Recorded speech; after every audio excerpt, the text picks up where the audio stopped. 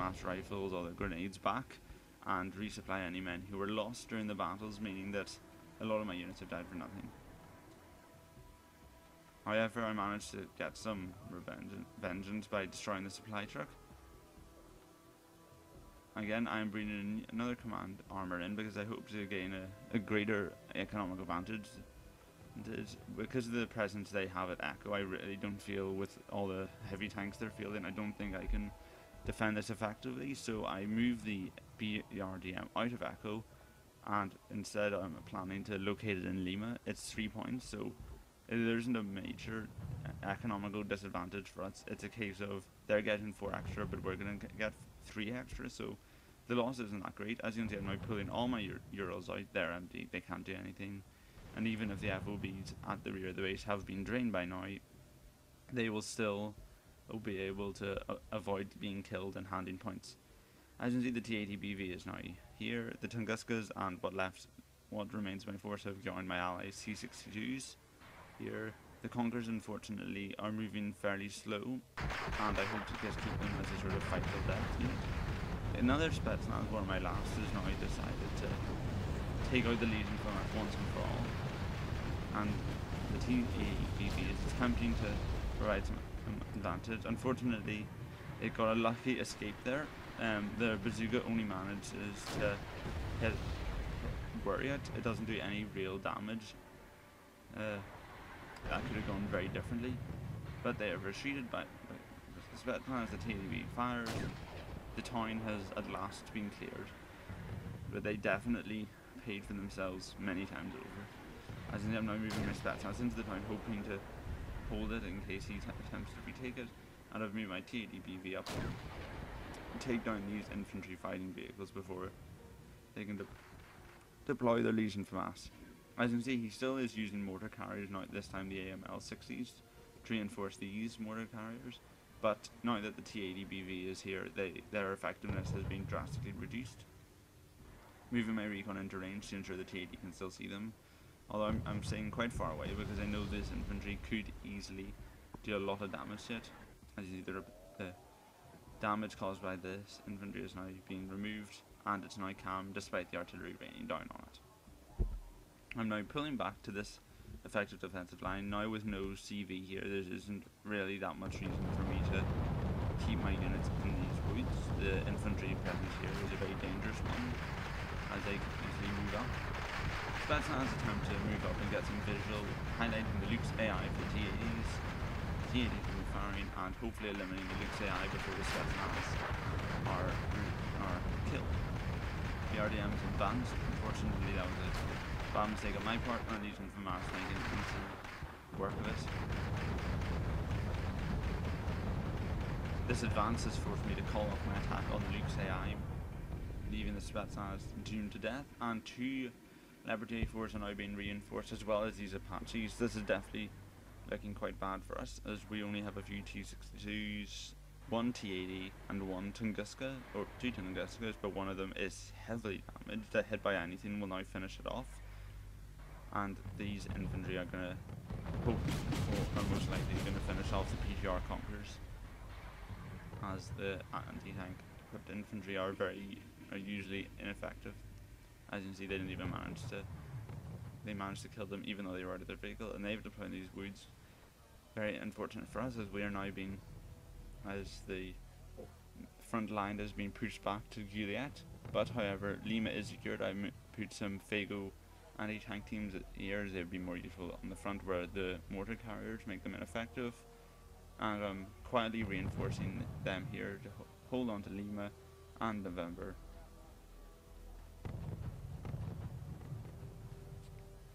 I was also hoping that these Apaches would remain focused on attempting to clear Juliet, as the anti-aircraft defences at Lima are nearly non-existent. As you can see, they're now feeling very confident and are using their AMLs to push this front line, damage and scare my men, but making them ineffective. And he has pulled his Luke's AI units back here to be repaired, concentrating in a very effective defense, waiting for his Leopard 2A4s to come and push through this line. We also have, my allies also got a Book M1. This is a very long range and very accurate, very powerful and very deadly anti-aircraft unit. It costs about the same as the Tunguska, but doesn't have the auto cannons, but its range is a lot more. And it can generally one-shot a NATO helicopter if it can hit it due to their general reduced health compared to packed helicopters. You can see the Apaches are now testing the water, seeing how close they can get to the Tunguskas without them opening fire. And the Buck has been repositioned because at present in the woods its line of sight has been blocked, rendering it near useless at this point. As you can see, I'm now reinforcing with some infantry units over here just in case they use any legion from us. The Moto Strelki with the advantage of the woods on their side should be able to hold. And I'm bringing up these Earls. I would prefer to be using T813s in my to resupply, as they are armoured and therefore a lot more resistant to these mortar carriers. The Earls will die very quickly, and as such, but unfortunately I didn't have them in my deck at the time, so the Earls are the most effective, or the only option. I resupplying my forces. As you can see, there are a lot of units to be repaired, refueled and rearmed. And with the new recon unit I'm fielding that can take a lot more risks than this one, which is very low in health, I can now spot the Legion FAMASs hiding in the woods, allowing my tanks to shell them from a safe distance. The Buck is now in a much better position, and this flank is now heavily secured with a Tunguska and Buck. Apaches will not be getting through this line in one piece. However, the mortar carriers are still doing a lot of damage. This Tunguska still has to be repaired. It's near ineffective against the Apaches, who will definitely kill it quite quickly, and I am bringing a recon helicopter into range as it's more effective at seeing stuff in the woods and behind the woods. And as I know the Rolands are back here, it's fairly safe unless an offensive starts.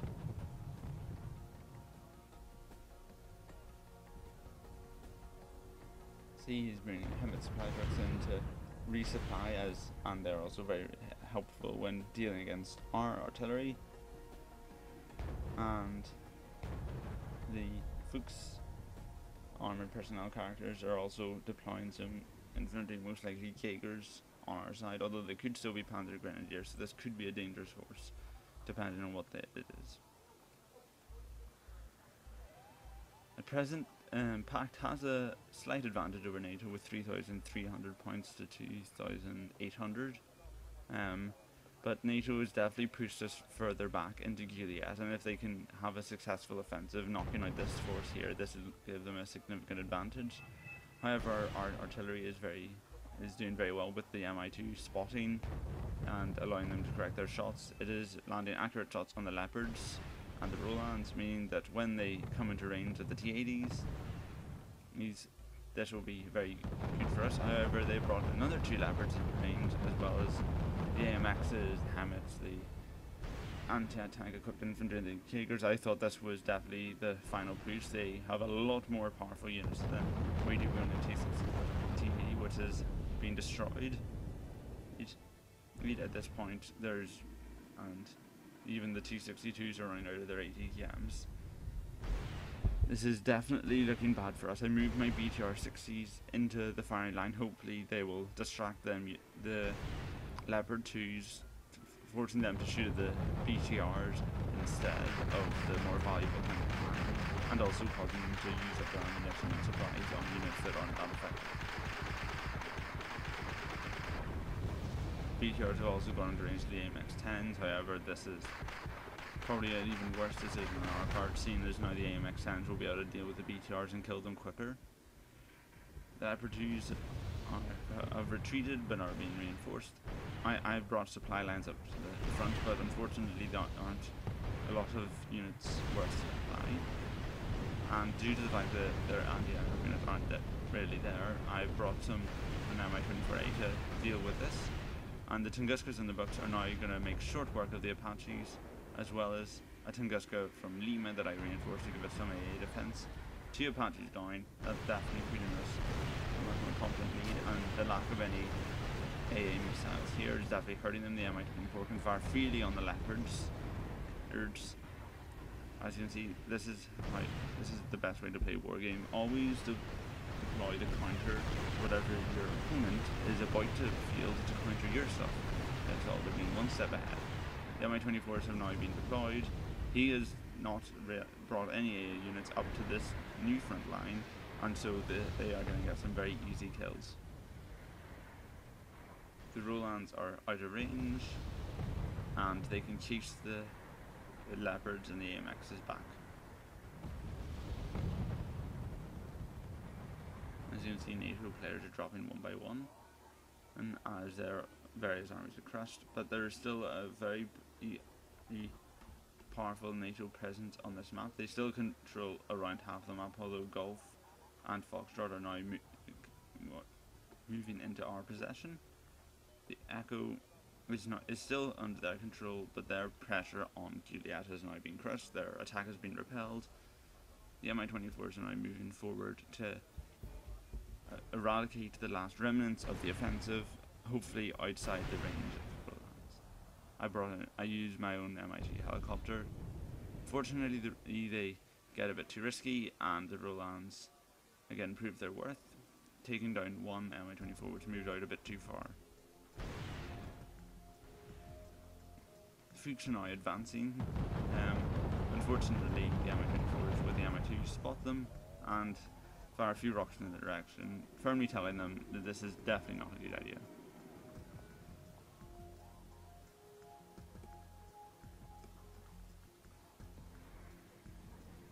As you can see, the artillery is still raining down on their position at Echo. We now know almost certainly that their command vehicle is there, and the relentless artillery destroys it. Although the command armor was able to withstand the artillery for a long time, if this had been a command vehicle, one barrage in that direction would have definitely killed it. Now, a lot of their forces have been destroyed by the resultant artillery. All they have are 2 anti-aircraft missiles, 6 mortar carriers, a few heavily damaged fighting vehicles, some armored supply trucks, and that's it. Any offensive here is likely to be significant in our favour. The Mi-24 is now advanced. Without recon in this sector, the Rolands are definitely less effective, and with their missiles are very unlikely to score any hits whatsoever, allowing the Mi-24s to mop up the Fuchs and Jaeger infantry squads that are here, allowing us to move into Echo and definitely take the lead in the centre of the map. Over on the flank, the VABs are still in boxing conflict, although they have been surrounded by OT-64s, TO-62 flamethrower vehicles, and rifle squads there. The threat has definitely been neutralised, however a few are still hidden. The Mi-24s are now being flown back to resupply and wait until the Rolands are destroyed. I've now moved up the various armoured personnel characters in infantry fighting fields. Actually no, I've been deploying them into this area to check and test the waters, as they had a significant presence here earlier and I wasn't entirely sure what the artillery had done. So I'm moving up my recon units to have a look at what's happening and whether I can advance. I still don't have any tanks, and all I have are 2 armoured personnel characters with anti-tank infantry in them. And with the mortars, this is not a present force. Any real defence would definitely mop them up. Also, one of my allies has requested a fence at Golf, so I've deployed 3 BMP-1s with motor-struck infantry in them to help them out. My Mi-2 spots a few Panzer Grenadiers, very dangerous for the motor-struck, not at all dangerous for the Hinds, although the Flak Panzers definitely are. They get a bit too close and the recon vehicle goes down, rendering them ineffective. However, the Panzer Grenadiers have been stunned, meaning that the Motorstrelke will definitely have an advantage when the fight comes.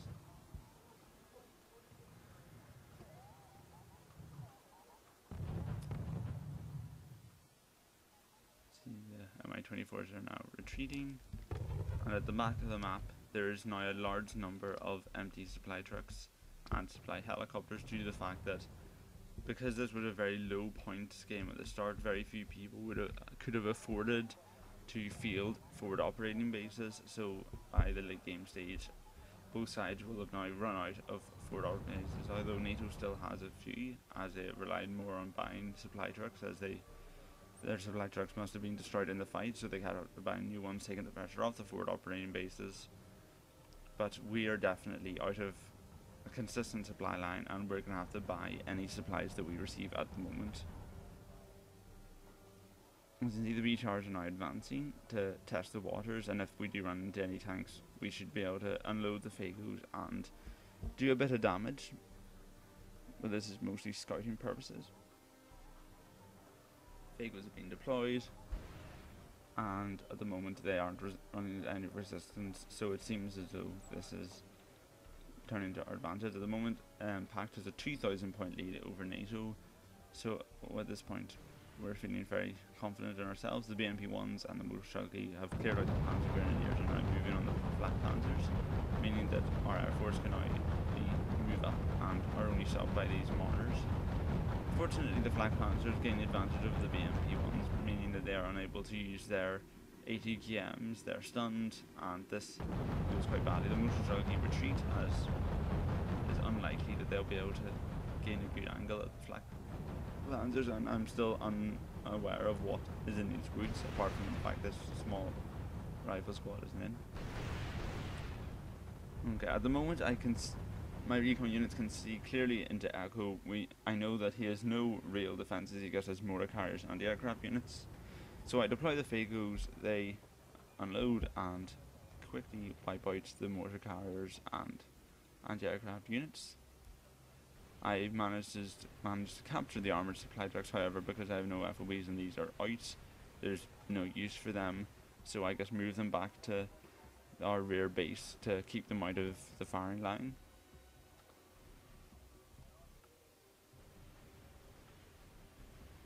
BDRMs are now moving up, they should gain visual on the mortar carriers and provide my infantry some relief as the threat has been neutralised.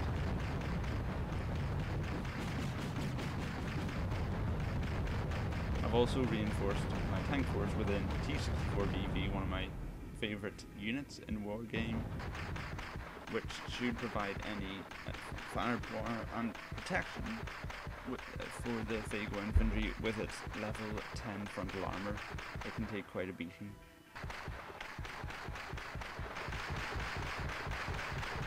The AML mortar carriers are being destroyed one by one, and leaving us in a very strong position to take Delta. It only has a command vehicle, supply helicopter, and mortar carriers. So at the moment, Delta is looking very secure for us, and my ally has begun his bombardment of it already. Shells are landing all over the place, and that command vehicle is looking will probably be quite worried, as one of these shells landing anywhere near it will definitely kill it. See, that shot landed only fairly close to it, but it already managed to do some damage. The Fagos have now got to the edge of the woods. They can see the mortar carriers retreating and unleash their rockets. However, because these are new units, they aren't vetted, and their accuracy is much lower than the units we had before. D64 also moves up to provide its fire support. It can use its cannon and its AGM once it's stationary, and it'll be able to quickly hit these retreating units because their weak rear armour is exposed, allowing a quick hit to instantly destroy.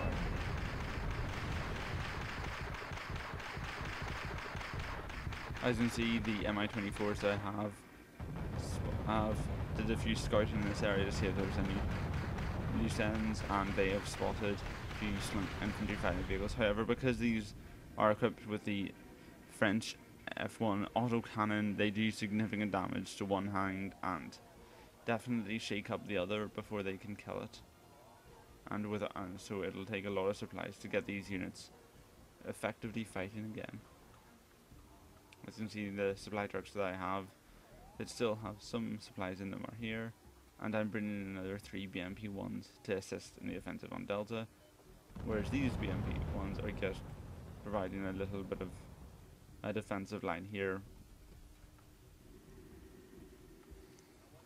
I've marked out the fact that there are Rolands here, so hopefully my allies here using helicopters will avoid this area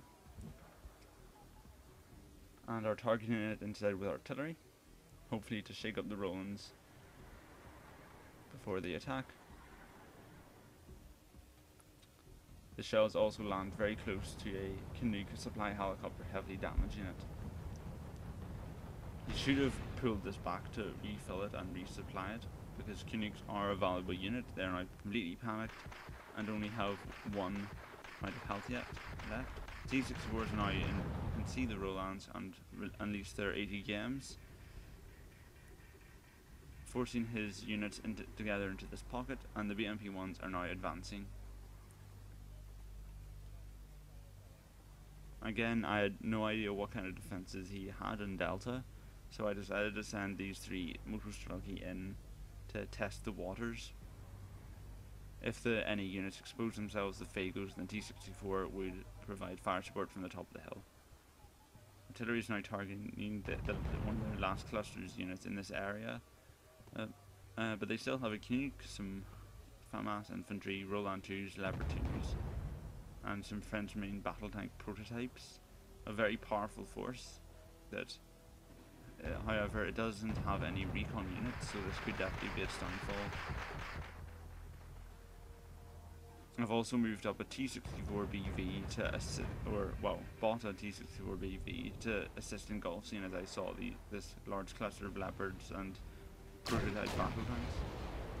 The BMP ones are now advancing and are spotting the command vehicle, meaning that the artillery can do a lot of damage with a volley finishing it off, denying the Motostrelki the kill, but oh well. I also managed to capture the supply helicopter, however, because it's so heavily damaged, it's useless to me at this time.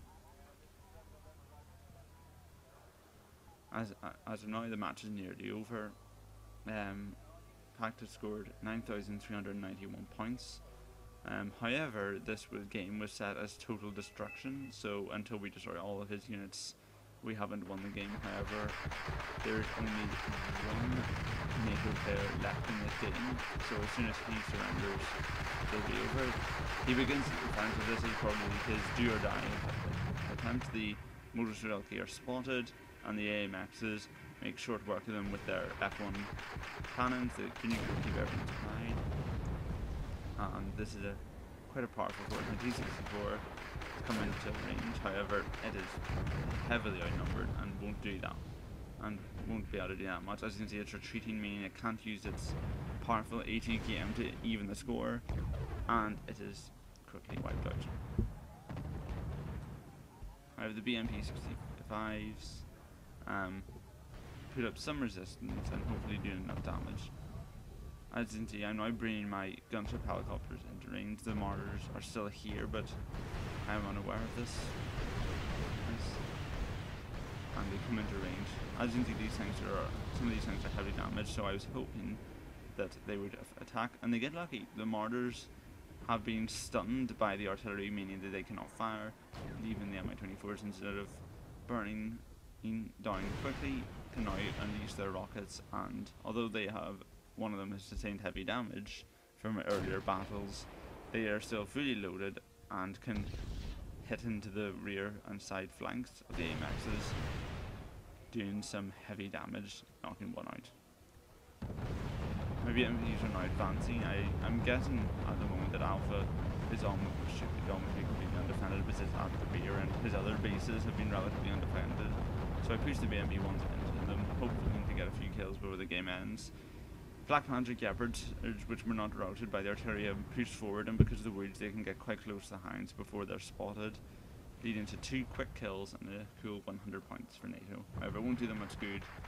They are now completely outclassed, and Pact has several strong points. As you can see, my allies are breaking through to most of their points, with very few NATO units left.